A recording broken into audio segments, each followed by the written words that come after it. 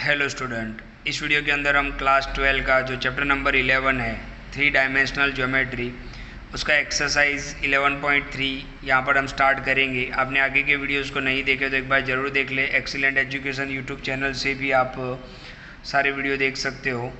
आज हम बात करेंगे, पहले 11.3 को स्टार्ट करें उससे पहले फार्मूला की बात करते हैं। पहले तो आप इतना समझ लो कि 11.3 जो है वो कौन से बेस पे एक्सरसाइज है, तो वो है इक्वेशन ऑफ प्लेन। आपने आगे की एक्सरसाइज जो देखा वो इक्वेशन ऑफ लाइन था, तो यहाँ पर डिफरेंस समझना बहुत ज़रूरी है। तो ये जो एक्सरसाइज है वो क्या है, इक्वेशन ऑफ प्लेन। ओके, तो यहाँ पर आपको दो इक्वेशन दिए हुए हैं, एक वेक्टर फॉर्म दिया हुआ है इक्वेशन ऑफ प्लेन का, और दूसरा आपको कार्टेशियन इक्वेशन दिया, कार्टेशियन फॉर्म दिया हुआ है वो भी प्लेन का। तो हमने लाइन में भी देखे थे, कार्टेशियन के लिए था, एक वेक्टर के लिए था, तो प्लेन में भी यहाँ पर एक वेक्टर और एक कार्टेशियन। वेक्टर फॉर्म क्या होगा, ध्यान से देखो, R vector dot N unit vector is equal to D. अच्छा, ये यूनिट वेक्टर आपको पता है कैसे हम फाइंड करते हैं, तो उसी वेक्टर को और उसी वेक्टर के मैग्नीट्यूड से हम डिवाइड करते हैं, राइट। तो इस तरीके से आपका वेक्टर फॉर्म बनेगा। ओके, और कार्टेशियन फॉर्म क्या होगा, l x plus M Y plus N Z is equal to d. D क्या है, distance, distance from origin. Okay, तो l x plus M Y plus N Z is equal to D, तो ये Cartesian form है।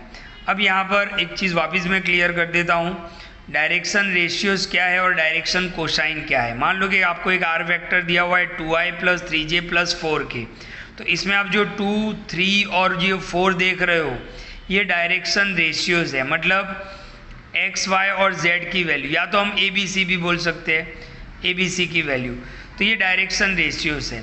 अगर इनका मैं magnitude निकालूँ 2, 3 और 4 लेके अंडर रूट करके, तो देखो 2 स्क्वायर, 3 स्क्वायर, 4 स्क्वायर, तो आंसर मुझे क्या मिला, √29। अब मैं क्या करूँगा, इसी वेक्टर को उसी वेक्टर के मैग्नीट्यूड से अगर डिवाइड करूँ, देखो 2i 3j 4k, तो 2i 3j 4k के नीचे मैंने क्या लिख दिया, √29। यानी अब जो मुझे मिलेंगे i j k के कोफिशियंट, ओके, 2/√29, 3/√29 एंड 4/√29, ये क्या होंगे, डायरेक्शन कोसाइन होंगे। तो डायरेक्शन कोसाइन के लिए आपको क्या याद रखना है कि आर वेक्टर है तो R vector upon magnitude of R vector करना है। तो ये जो आप यूनिट वेक्टर फाइंड करते हो और उससे जो मिलता है वो आपका क्या होगा, LMN होगा, और ये LMN क्या होते हैं, डायरेक्शन कोसाइन होते हैं। तो ध्यान से देखो, यहाँ पर वही चीज़ पे फोकस किया गया है। तो इक्वेशन ऑफ द प्लेन एक वेक्टर फॉर्म और एक कार्टेशियन फॉर्म। वेक्टर फॉर्म क्या है, तो R vector dot unit vector, N कोई भी एक नॉर्मल मतलब वेक्टर हो सकता है, और डी यानी डिस्टेंस। ओके, यानी आप वेक्टर फॉर्म से भी कर सकते हो फाइंड इक्वेशन ऑफ प्लेन, और कार्टेशियन से भी कर सकते हो। ओके, अब हम एक्सरसाइज 11.3 के क्वेश्चन नंबर 1 पे चलते हैं। तो 11.3 का क्वेश्चन नंबर 1 देखते हैं। In each of the following cases, आपको टोटल 4 केस दिए हुए हैं ABCD। Okay, determine the direction cosine. ध्यान से देखो, अभी आगे ही मैंने बताया डायरेक्शन कोसाइन के लिए आपको मैग्नीट्यूड निकालना पड़ेगा of the normal to the plane and distance from the origin, यानी आपको डी भी निकालना है। मतलब डायरेक्शन कोसाइन मतलब आपको L, M, N ये भी निकालना है और डिस्टेंस भी निकालना है। तो आपको फर्स्ट पार्ट दिया हुआ है Z इज इक्वल टू 2, ध्यान से देखना। तो इसको मैं ऐसे लिख सकता हूँ 0x plus 0y plus 1z is equal to 2। अब ध्यान से देखो, यहाँ पर नीचे कहीं पे भी मतलब मैग्नीट्यूड आपको फाइंड नहीं किया हुआ है, तो ये डायरेक्शन रेशियो है। 0, 0, 1 क्या है, 0, 0, 1 क्या है, डायरेक्शन रेशियो है। अब उसका मैग्नीट्यूड निकालते हैं, तो 0 का स्क्वायर, 0 का स्क्वायर और 1 स्क्वायर, तो रूट कितना आ गया, 1, √1 इज इक्वल टू 1। अब इसको हम क्या करेंगे, देखो हमारे पास आंसर कितना आया, 1, तो divide by 1 both the side, यानी इन दोनों को हम divide by 1 both the side, तो हम क्या करेंगे, divide bye 1 both the side. देखो ओके, तो वो मैंने यहाँ पे करके बताया है। तो अब आपके पास ये जो आया, देखो ये 0/1, 0/1, 1/1, ये आपके डायरेक्शन कोसाइन हो गए, और ये क्या हो गया, डिस्टेंस हो गया। इसको हम किसके साथ कंपेयर करेंगे, LX plus MY plus NZ is equal to D। तो देखो एल की वैल्यू क्या होगी 0/1, तो एल 0 हो जाएगा। एम की वैल्यू क्या होगी 0/1, तो एम भी 0 हो जाएगा।